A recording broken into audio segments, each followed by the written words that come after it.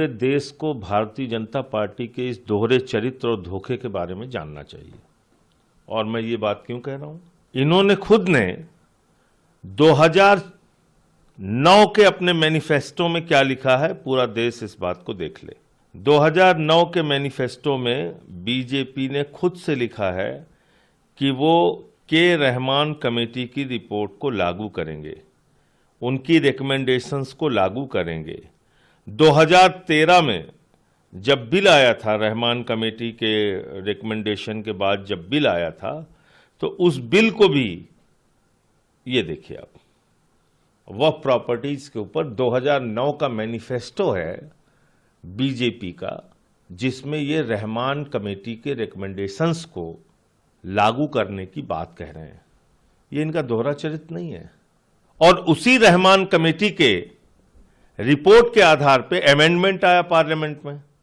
अब पार्लियामेंट में अमेंडमेंट आया तो उनके सांसदों ने, मैं नाम लेके कह रहा हूं, सुषमा स्वराज जी ने उसमें हिस्सा लिया डिबेट में, उसमें हिस्सा लिया मुख्तार अब्बास नकवी जी ने, उसमें हिस्सा लिया शहनवाज हुसैन ने, और इन्होंने तो सपोर्ट किया बाकायदा। 2013 के बिल को, अमेंडमेंट्स को, संशोधन को सपोर्ट किया बीजेपी ने। अब इसके आगे आ जाइए, उस अमेंडमेंट्स के आधार पर जो सुझाव दिए गए थे उसमें यह कहा गया था कि जो वक्फ की प्रॉपर्टीज हैं उसको ऑनलाइन करना है। इन्होंने 13 के बाद 14 में इनकी सरकार बन गई। राज्यों में भी ज्यादातर इनकी ही सरकारें थी, केंद्र में इनकी सरकार है पिछले 11 साल से। सारे डाटा इकट्ठा करके, सारे रिकॉर्ड इकट्ठा करके इन्होंने ऑनलाइन किया और सुप्रीम कोर्ट में एफिडेविट दिया है, शपथ पत्र दिया है, वो भी आपको पढ़ के सुना दे रहा हूं। पूरे देश को पता चलना चाहिए कि क्या दोहरा चरित्र है बीजेपी का। इन्होंने सुप्रीम कोर्ट में एफिडेविट दिया है कि 99% वक्फ की संपत्तियां ऑनलाइन हो चुकी हैं, रजिस्टर्ड हो चुकी हैं, यानी कि उनके कागजात हमको मिल चुके हैं। ये तो आपने कोर्ट में एफिडेविट दिया है। ये देखिए, इसका पैरा 5 पढ़िए, मैं पढ़ दे रहा हूं क्या लिखा हुआ है इसमें। इसमें लिखा हुआ है that as regards digitisation of waqf properties the answering respondent, last में इन्होंने जो लिखा है वो मैं खाली पढ़ देता हूं, बहुत लंबा है। Digitisation was achieved at the end of campaign period on 15/10/2019, 3,30,141, 98.99% records stood digitized.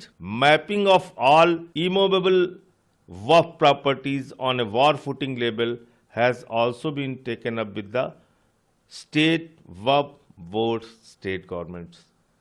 तो ये तो साफ साफ ये लिख रहे हैं कि 90, और सुप्रीम कोर्ट का एफिडेविट है, गवर्नमेंट ऑफ इंडिया का, मोदी जी का 2020 में, और ये कह रहे हैं कि इन्होंने अभियान चला के देश भर में जितनी वक्फ की प्रॉपर्टीज थी उसके सारे कागजात वगैरह चेक करके, सर्वे करके, जो भी रिपोर्ट इनके पास आई उसको ये ऑनलाइन कर चुके हैं। तो ये बिल किस लिए ला रहे हो? देश में नफरत फैलाने के लिए, लोगों का ध्यान बेरोजगारी से, अशिक्षा से, महंगाई से, डॉलर की मजबूती और रुपए की गिरती कीमत से हटाने के लिए, एमएसपी की गारंटी के मुद्दे से हटाने के लिए किस लिए ला रहे हैं आप ये कानून? आपने तो खुद 2009 के मैनिफेस्टो में कहा कि आप रहमान कमेटी की रिपोर्ट लागू करेंगे। आपने खुद ने 2013 में इस बिल का समर्थन किया है, अमेंडमेंट्स का, जो रहमान कमेटी की रिपोर्ट के आधार पे संशोधन लाए गए थे पार्लियामेंट में। खुद ने, बीजेपी ने सपोर्ट किया है।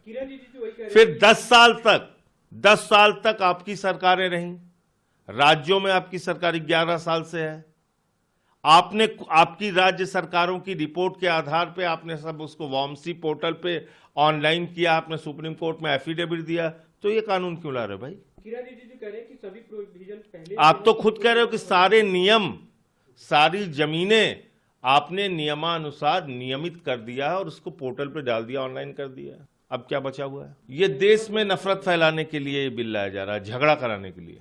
इस बिल के पीछे बीजेपी का कोई मकसद नहीं है इस देश के नौजवान बेरोजगारों को गली गली मोहल्ले मोहल्ले झगड़ा कराने में लगाना, इसलिए ये बिल लेके आ रहे हैं। और एक बात और जान लेना कि आज ये बिल वक्फ के खिलाफ आ रहा है, कल को ये बिल मंदिर के खिलाफ आएगा, कल को ये बिल गुरुद्वारे के खिलाफ आएगा, कल को ये बिल चर्चेज के खिलाफ आएगा और सारी धार्मिक संपत्तियों को कब्जा करके अपने दोस्तों को देने का काम, अपने पूंजीपति मित्रों को देने का काम नरेंद्र मोदी जी करेंगे। इसलिए इसका सपोर्ट किसी भी धर्म को मानने वाले व्यक्ति को नहीं करना चाहिए। धारा 25 और 26 इस देश के संविधान की हमें अधिकार देती है कि हम अपनी धार्मिक संपत्तियों का प्रबंधन उस अपनी मान्यताओं के अनुरूप कर सकें। देश विदेश की तमाम खबरों के लिए सब्सक्राइब करें NKP न्यूज़। जीत सच की।